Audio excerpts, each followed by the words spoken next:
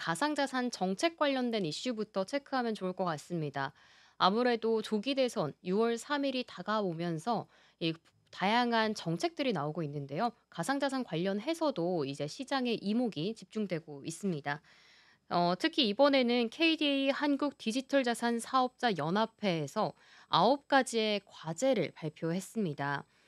가상자산 시장 같은 경우에는 우리나라가 글로벌 흐름에 아직 못 따라가고 있다고 시각을 본 것 같은데요.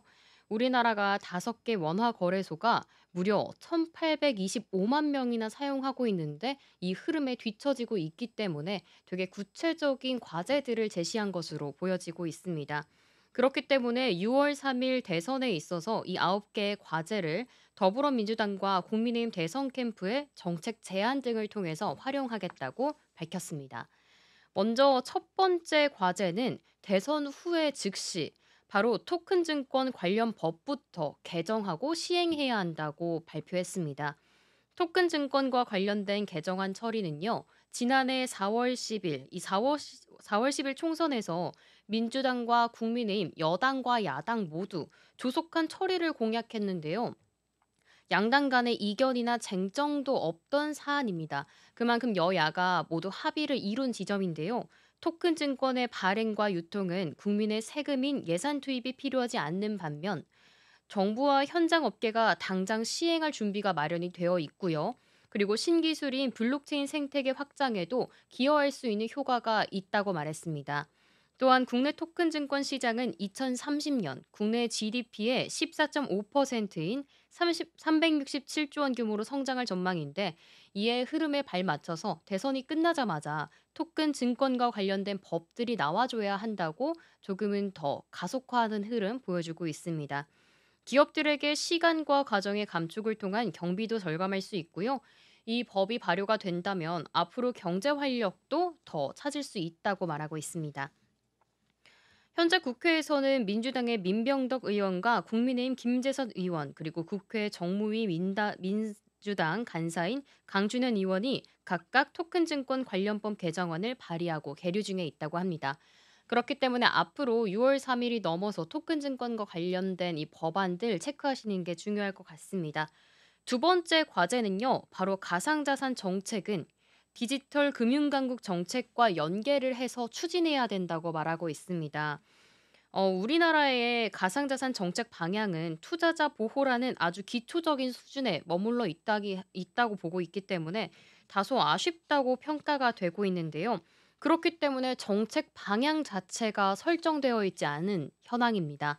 세계 주요 국가들 같은 경우에는요, 가상자산 글로벌 주도권 내지 허브 경쟁에 나서고 있는 와중인데요. 그 이유는 유럽연합의 암호 자산법 전문 제1조와 같이 디지털 금융 경쟁력 고도화 정책과 연계해서 추진한 덕분입니다. 금융연구원 역시도 2022년 6월 글로벌 디지털 금융 중심지 5개 추진 방안 중 하나로 디지털 자산 글로벌 허브 추진을 제안한 점 등을 감안을 해서요. 가상자산 정책 방향을 앞으로 디지털 금융강국 정책과 연계해서 추진해 나갈 것이라고 밝히고 있습니다. 이렇게 된다면 앞으로 디지털 금융강국 정책과 가상자산 시장 모두 조금은 더 안정성도 확보할 수 있고 시장의 경쟁력도 조금 더 확보할 수 있지 않을까 하는 차원에서 이렇게 두 번째 과제안으로 채택한 것 같습니다. 바로 다음 세 번째는 2단계 가상자산법 이야기 많이 나오고 있는데요. 2단계로 구분해서 정말 신속하게 입법하고 진행해야 한다고 이야기하고 있습니다. 2단계 가상자산법 입법 대상은 1단계 가상자산법 부대 의견에서 이용자 보호와 시장의 안정성 확보를 위해 유틸리티 코인과 스테이블 코인의 규율 체계 마련하고요. 평가업, 공시업, 자문업 등 연관 업종, 그리고 사업자 영업행위 관리 감독, 전자금융거래법과 유사한 입증 책임 전환, 그리고 통합 시세와 공시 전산 시스템 구축 운영 등에 대해서 이야기하고 있습니다. 이를 통해서 시장도 육성할 수 있고 산업 진흥도 가능하고요. 가상자산 활용성도 확대할 수 있다고 보고 있습니다. 이러한 2단계 가상자산법의 시행에 있어서 구체적으로 좀 뜯어보면요. 첫 번째로 법안 내용은 국제금융기구의 권고안에 의해서 자본시장법 관련된 조항을 채택해야 되고요. 입법해야 된다고 말하고 있습니다. 2023년 9월에 이 IMF와 금융안정위원회가 발표를 한 바가 있습니다. 암호자산에 있어서 고위급 권고안, 이 같은 해 11월에는 국제증권관리감독기구가 발표한 세부 권고안 등이 있는데요. 이를 따라서 우리나라도 흐름에 발맞춰서 권고안들에 맞춘 이 법안들을 조속하게 발효해야 된다고 이야기하고 있습니다.